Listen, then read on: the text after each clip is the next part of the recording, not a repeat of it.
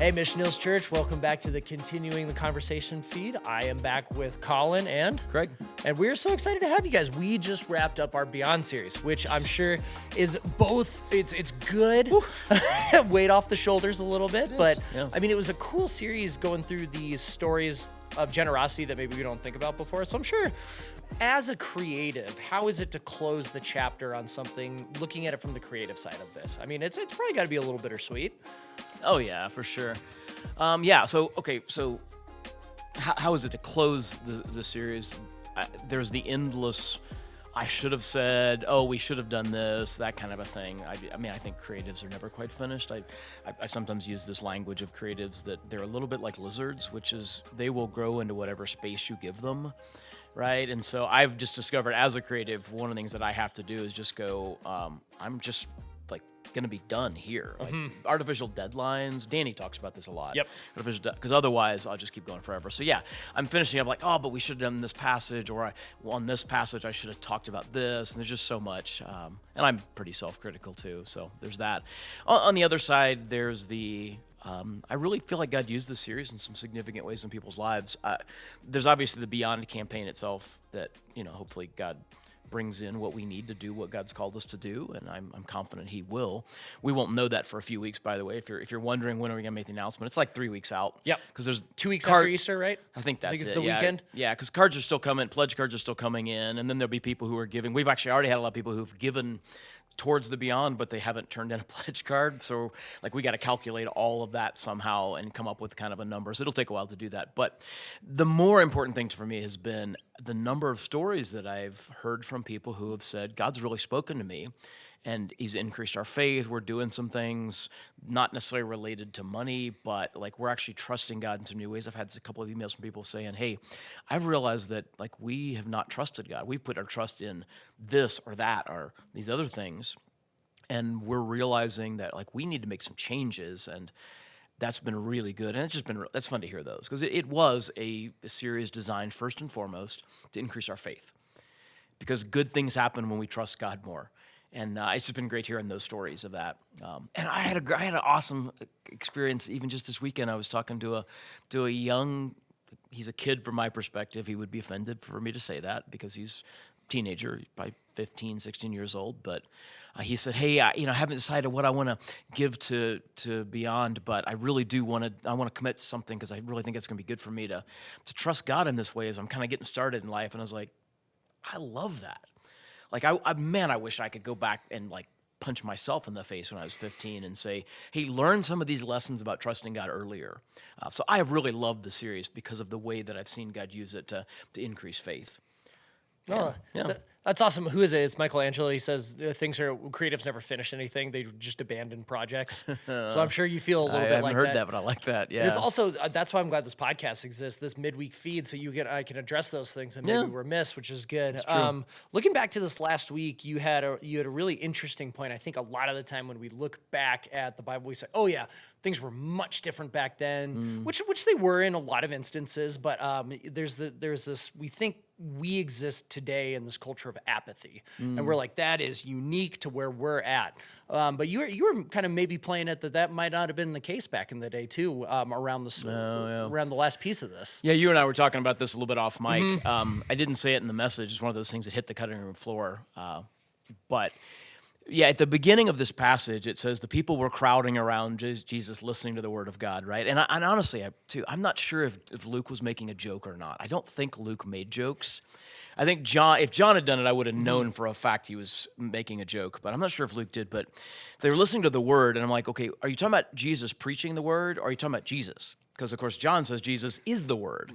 So, and maybe Luke very subtly was like, they were listening to the word talk about the word, right? I don't know. Doing a little elbow in the ribs. Yeah, maybe. I'm not sure Luke did that kind of thing. But what was kind of striking to me about that is that they were crowding around listening to the word of God. And let's just assume it's the teaching from the word of God, right? That they were interested in it. They were hungry for it. And it's really easy for us to go to your point. Well, but today people aren't hungry for the word. Today people aren't interested in the word. Today people are apathetic about the word. And there's some truth to that. Absolutely. I think in Colorado we live in a culture where apathy is a big deal, right? And the mountains are calling, and there's a lot of things that they're not interested necessarily in they're spiritual, but they're not Jesus people necessarily, right? And it's easy to go, well, that's different today. That's something we're facing today. And so as we think about the front range vision, we have to deal with that, and nobody's ever dealt with it in the way we deal with it. It's probably never going to be true. Maybe with AI, I don't know. But other than stuff like that, Solomon says there's nothing new under the sun. And in the first century, it's interesting. In the first century, I've seen rabbinic writings, teachings of the Jewish rabbis, lamenting the apathy of the people, that the synagogues are not full, that, attendance at the synagogues is not consistent. And so it's interesting that, the synagogues weren't necessarily full, but they were crowding around to hear Jesus. And I find myself going, is the problem the apathy of the people, or is the problem, maybe it's the apathy of the presenters? How it is we go about sharing the word, how we go about communicating the word, how we go about advancing the cause of the gospel. There's a word, and it's a weird word, but I don't know of a better word. The word is winsome. I think Jesus was winsome. I think Jesus he spoke hard truth, but he did it in a way that people were like, I need to hear more from this guy, right? There's some of the whole, he didn't tell them how much he knew until they knew how much he cared, that thing we've talked about a little bit lately.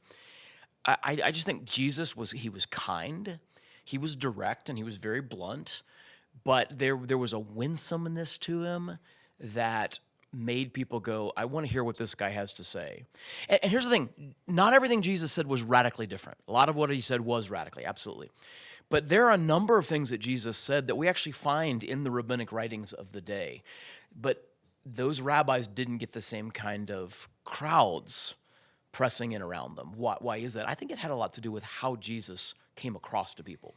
And so I just think as we think about reaching the front range, part of our challenge is not just the apathy, because that's not new. I really don't think it is new. I think the challenge is, how do we be winsome? How do we not water down truth? How do we speak truth boldly, but we do it in a way that is so winsome that people are like, I'm not quite sure what I think about what they're saying, but I think I need to go hear it. I think that's one of our challenges, and I think that's always been the challenge. And I love, you and I have talked about this a little bit too, is like a lot of the time Jesus went to kind of where they were and the crowds gathered around him too. So I really, with the front range vision, we're talking a lot about nobody being outside of a 10-minute drive of a good Bible speaking, Bible preaching, believing. Healthy church is the language church. we're using, yeah. And so that's essentially a little bit of an imitation of what he was doing too, where we're going to where they're at too. So I think that also plays into it too, where it's addressing them where their comfort is, like, hey, don't worry, like, we're not asking you to drive 45 minutes to us to do something weird on the weekend. Because face it, a lot of times asking people to come to church and not go skiing is hard. Like, yes, I know it snowed 12 inches last night, but come do this thing that is uncomfortable. But, in order to invest in these communities, I think that is something that is a direct imitation of what we see in the scripture. Absolutely. So I think that's really cool. I want to pivot a little bit here to close the chapter on the Beyond series. It was really cool. If you guys missed any of that, please go back and check it out. We have all beyond.missionals.org. You'll be able to catch any of the sermons there and also check out a little bit about the campaign, but you can also subscribe to our YouTube channel. You can find it on our website at missionals.org/messages. Please check it out. It was a great 6-week series. But as we move into Easter here, I'm always fascinated because you've been preaching for a little while, and the Easter story is not new. And even people that don't necessarily go to church have heard the Easter story. So we've talked in the past about how once a year you'll kind of go and you'll kind of, put together what potentially 2026 moving forward looks like for preaching schedule. And it will have Easter on that. But what does the prep work look like for you kind of going into this season? And newsflash here, where Craig has been prepping longer than just the last couple of days here for this. We actually, at our church, start much before thinking about Easter. So, yeah, what does that look like for you? Yeah, so Easter and Christmas are both different from the rest of the calendar, partly because you have to do the same story, right? I mean, really at no other time of the year do you have to do that passage, or, in some cases, like for Easter, we've got 3 passages. I say 3 because Mark doesn't really talk about the resurrection exactly. Which, by the way, that's a really fascinating question. Why doesn't it? Because a couple weeks ago I talked about the fact that there's only one miracle reported in all 4 Gospels.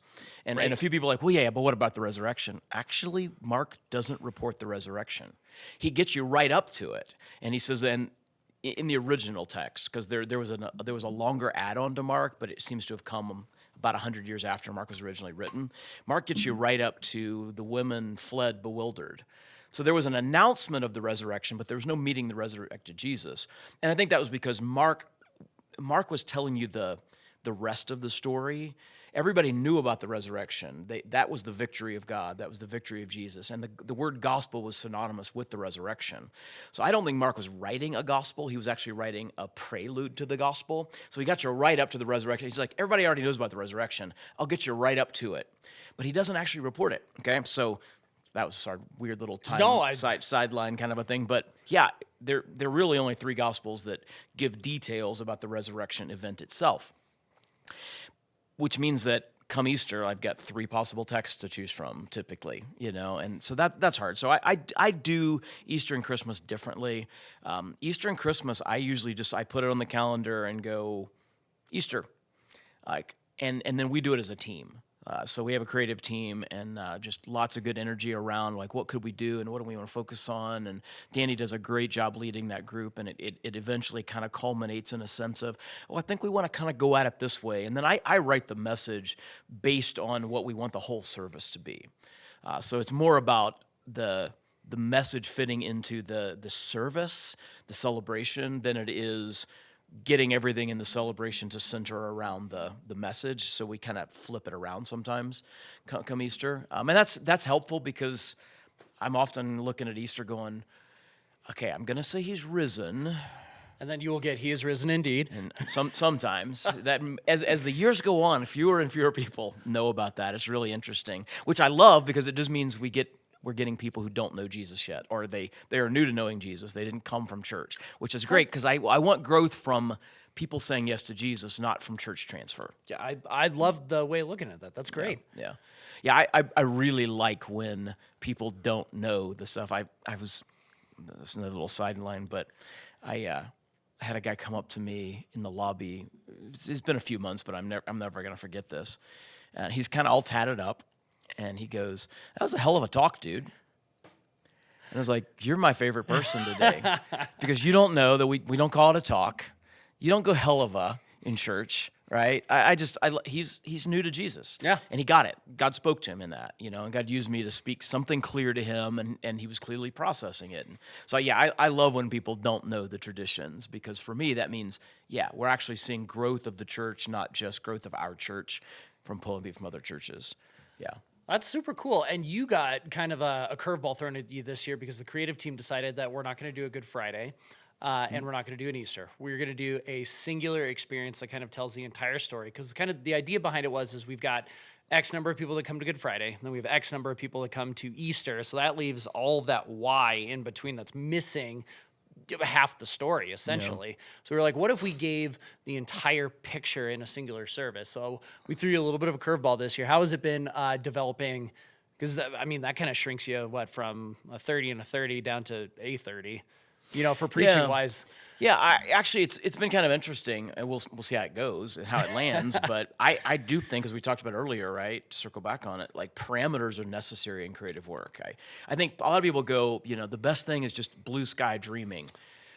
That can actually be really intimidating, right? And so actually having some parameters, so I know that my part in the service, and I'm a part of the service, right? My part in the service is essentially that kind of middle pivot, where we've talked about the crucifixion, and we've kind of gotten up to that point, and then I'm sort of picking up at the "it is finished" line that Jesus says, and then pivoting into, okay, what does this mean and what's happening? And I'm going to do something a little bit different this year too. I'm not actually going to share the gospel. Our campus pastors are going to share the gospel.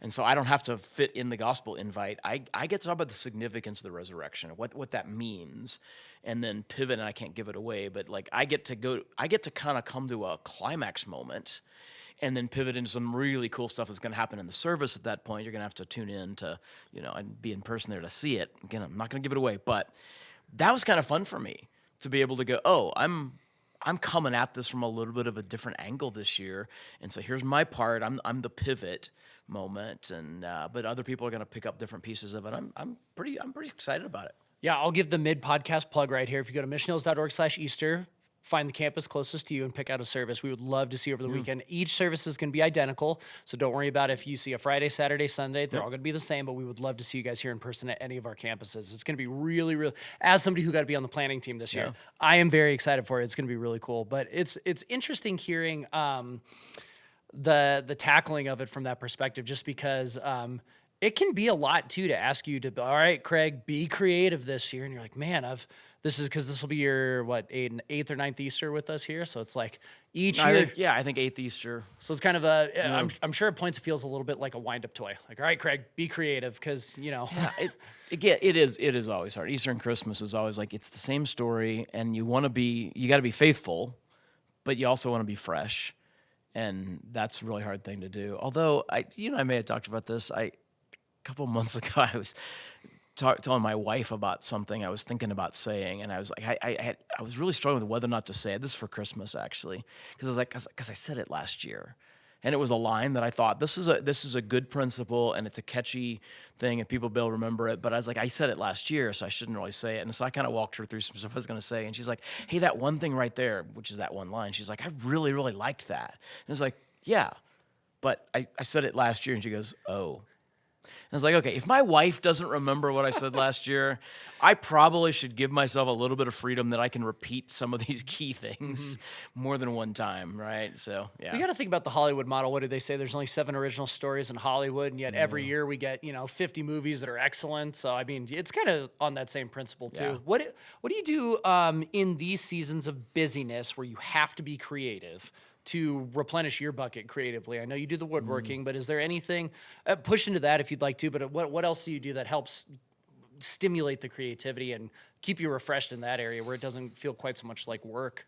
Yeah, and there are seasons it feels like work. They're grind seasons, and the last couple of months have been a grind season. It's good stuff. I'm glad to be able to be investing in it, but it's a little bit wearying. And so I don't have as much margin in my life right now as I should. And so trying to work even this week going, okay, I'm going to do a few things to get a little bit more margin. But as far as the creativity thing, I think a lot of it comes down to margin. I think creativity is one of the first things that goes when we're tired. Although, ironically, we could chase this rabbit for a second. I've also figured out that I have times of the day that I'm more creative than other times of the day. Absolutely. Right? And when do you find that you're creative? Morning. I am a morning person. You're a morning guy. That's I'm interesting. a morning guy. Yeah, I am not morning. And I know that's kind of counter to a lot of research where Yeah. it's kind of like that late afternoon push, but I'm a big up in the morning at 5, get my workout in, and then I have all that endorphin running off that. So I like to hit the ground running at like 7 or 8 and like tackle my most creative projects in the morning and push off my meeting-y stuff into later if I can. Yeah. Yeah, and I'm with you on the meeting thing. I find for me that, and I think the research says this, that the afternoon I'm generally more creative, and I think it's because the analytical part of me is worn out a little bit. And when the analytical part quiets down, suddenly you're like, I could do that, whereas the analytic would be like, that's a dumb idea. And in the morning, I struggle with that. And so I do, what I typically do is Monday mornings, I write the next message I haven't written yet, okay? And so that's, it may be, right now I'm working about 6 weeks out. So that is a much more analytical process. I'm working through the text. I'm making sure that I understand what God said, because I don't ever want to say in the name of God what he didn't intend to say in his word. So I'm exegeting, I'm analyzing, I'm interpreting, I'm answering the key questions that I have, and I'm kind of making the flow of thought as I think I'm walking through the passage. That's mostly analytical work. And then in the afternoon, I pull out the message that I've already done that for, that I'm going to be preaching that week. And I do find that I'm a lot more creative at that point with that message. So I look at the analytical stuff, and I often find myself, it's almost like 2 different brains are operating. Because I look at what I produced 5 or 6 weeks ago, and I'm like, that's boring. That's dry. Why would you say it that way? I say it this way. It pops a little bit more, and here's the way that you can illustrate that. Here's where you can talk about it. So I definitely do find that once the analytical part of my brain is quieted down, I'm a bit more creative. And so, yeah, ironically, I think you need margin to be creative in your life, but being tired in some ways is actually really good for your creativity in terms of the flow of the day. That's a whole interesting Also conversation quiets there. the can't do voice. I like that. Yeah. I've never thought about that. Mine must be a whisper in the back of my head because I don't often have that. The other thing that you do is also, when people are super creative, they think of this as the death of creativity. You do a process, and I think of it as kind of creating by committee. When you present your message on a Tuesday and you get feedback from people too. It's design by committee can be okay, but oftentimes you're like, I created this thing. You guys just tore this thing to shreds. And it can be a little bit soul crushing just because you're like, Sometimes. yeah. So you do this every week, and I commend you for it. And it's super cool that you come in with open hands and you say, I have, this is what I think where the direction we need to go. And you say, what do you guys think? And then oftentimes people say, what if you did this? What if you did this? Which can be a little soul sucking sometimes. Not that our team is that way or anything, but it's from the creativity aspect. You're like, I made this thing. Especially when nobody liked the part that I liked the most. The part that I was most excited about, nobody had anything to say. Yeah, and there's a big conversation here. Creativity is a valuable tool, but I don't think creative is necessarily the end goal for some kinds of things. For some things it is. I mean, I do woodworking. Yes. But it's interesting. I do this even in woodworking now that I'm thinking about it. I just rebranded my website, and one of the things that I did is I put in a mission statement, which was inspiring hospitality by creativity. I'm really trying to create things that help people, that make a difference. I want people to buy a bowl or a vase and go, I actually want somebody to come over and see this thing that I have, right? And so they're a little bit more likely to invite people over for dinner or whatever, if I can help do that. So I've got an end goal. And so when I think about sermons, I want to be creative, I want to be fresh and all that. But at the end of the day, I really want to help people. It generally is my highest goal, is that I give a message that people go, that was helpful to me. I can follow Jesus a little bit better. I can get over a hurdle that I've been struggling with. I understand something I didn't, and that gives me some peace. I mean, I really want to help. And so I share it with that group because I want to know, is this going to be helpful? And it's hard, the part that I thought was going to be the most helpful, that I liked the most, when nobody, or worse, they're like, I didn't really get that. Oh. You're like, really? That was the linchpin. Yeah, but at the end of the day, I want to know that before I unleash it to several thousand people, because I really do want to help. And so, I don't think you can create by committee, but a committee can be really helpful in refining and making sure what you're producing is actually going to produce what you're asking for it to. No, I like that. The humility you come in with, because oftentimes I'll do a graphic for a sermon series and go, the artistry through the messages, you could see this piece here. My boss will go, no one's going to get that. It's clear over clever every single time. And I always struggle with that too, because I tend to be a maximalist when I try to design things. And there is an end design hidden within the riffraff of this maximalism that I've done too. So I think thinking about it through refinement rather than design by committee, I think gives me a good perspective on that too. Yeah. Well, Craig, this has been awesome, man. I'm really excited that we have not necessarily tied a bow on the Beyond series, but we have ended it well for where I think the Holy Spirit was leading the congregation through a season of generosity. And I'm really excited to see what the fruits of that are moving forward. And in the midst of that, I can't wait to celebrate the resurrection here. This is like one of the coolest parts of the year right now. It is. This is super exciting. Yeah, I think this is going to be a very powerful weekend. Well, Craig, I hope you can get a little bit of sleep before then. And if you guys are listening, you guys have any more questions, please email us at info@missionhills.org. We're going to be tackling a mailbag next week. So if you guys have anything, please send it on in. And as always, subscribe to our YouTube. We have questions with Craig on there. It's an awesome little playlist where Craig addresses all sorts of different questions in there about faith and everything in between. So we'd love for you guys to subscribe there. And we'll see you guys next week. God bless. This podcast is hosted by Colin McFarland along with Craig Smith. We are mixed, edited, and produced by Zach Anderson. Our creative director is Colin McFarland. Maddie Brouwer is our SEO and copy specialist. The Continuing the Conversation feed is part of the Mission Hills Podcast Network in Littleton, Colorado, and available for download wherever you get your audio and video podcasts. Thanks for listening.